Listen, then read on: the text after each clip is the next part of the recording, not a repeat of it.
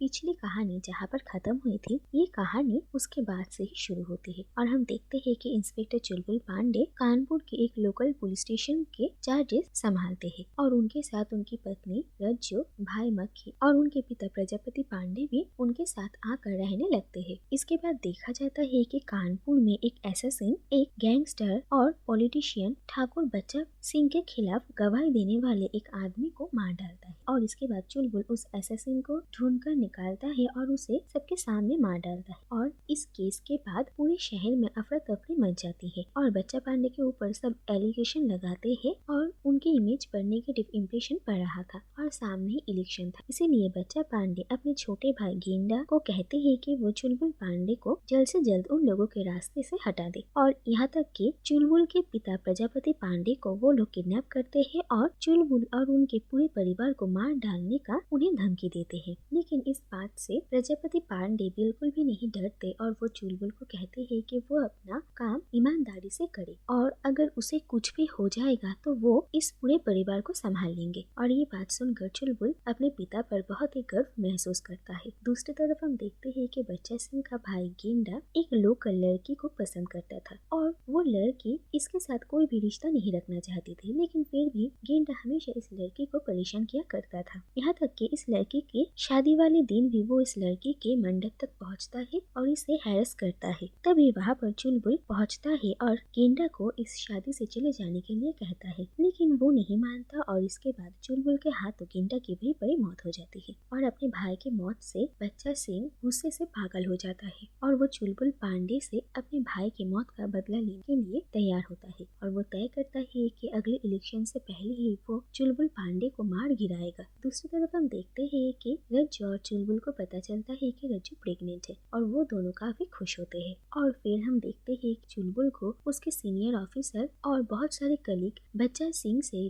दूर रहने के लिए कहते हैं क्योंकि इससे उसके और उसके परिवार के ऊपर खतरा हो सकता है। लेकिन चुलबुल इन सब का बात नहीं सुनता और वो अपना काम जारी रखता है। दूसरी तरफ हम देखते हैं कि मक्खी की पत्नी निर्मला बीएड पढ़ रही थी और इसीलिए वो मक्खी से दूर हॉस्टल में रहती थी और मक्खी आए दिन उसे याद करता था और रज्जू को भी ये बात समझ में आती है। इसीलिए एक दिन रज्जू निर्मला को उनके घर बुलाती है और मक्खी को सरप्राइज देती है और मक्खी और निर्मला बहुत दिनों बाद एक दूसरे से मिलते हैं और मक्खी को इस बात का बहुत अफसोस था कि निर्मला को काम करना पड़ रहा है और वो कोई भी काम नहीं करता और निर्मला कहती है कि मक्खी सिर्फ उसका ध्यान रखे, उसके पास रहे, बाकी वो खुद काम करेगी। और इसके बाद एक दिन फिर निर्मला को वापस हॉस्टल जाना पड़ता है और मक्खी अपने बड़े भाई चुलबुल पांडे से उनके पुलिस स्टेशन में आकर मिलता है और वो चुलबुल से कोई काम मांगता है। वैसे मक्खी का सब मजाक उड़ाते थे क्योंकि वो दिमाग से थोड़ा पैदल और चुलबुल और उसके कलीग भी मक्खी का मजाक उड़ाते हैं और मक्खी को झूठ मूठ की जिम्मेदारी सौंपा जाता है। लेकिन इसके बाद चुलबुल देखता है कि मक्खी अपनी जिम्मेदारियां बहुत ही ईमानदारी से और सीरियसली निभाता है, जो देखकर चुलबुल को अपने भाई पर बहुत गर्व होता है और वो मक्खी को जॉब पर रख लेता है। इसके बाद देखा जाता है कि एक दिन मक्खी रज्जू को लेकर मंदिर गया था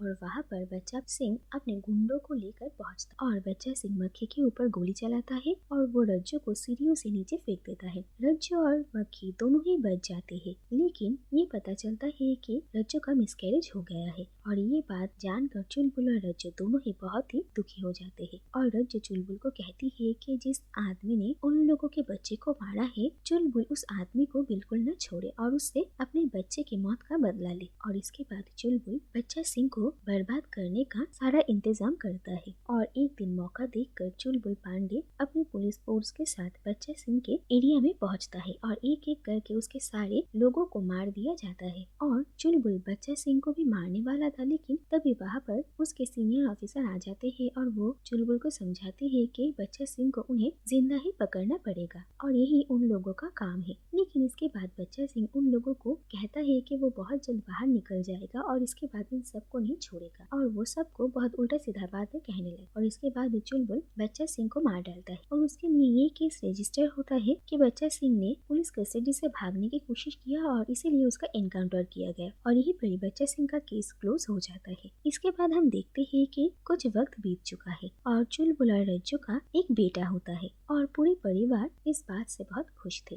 और आखिरकार हम देखते हैं कि पिछली कहानी के जो विलेन थे छेदी सिंह, उसका फोटोग्राफर यहाँ पर आता है और पूरी फैमिली की एक पिक्चर ली जाती है और यहीं पर ये कहानी खत्म हो जाती है।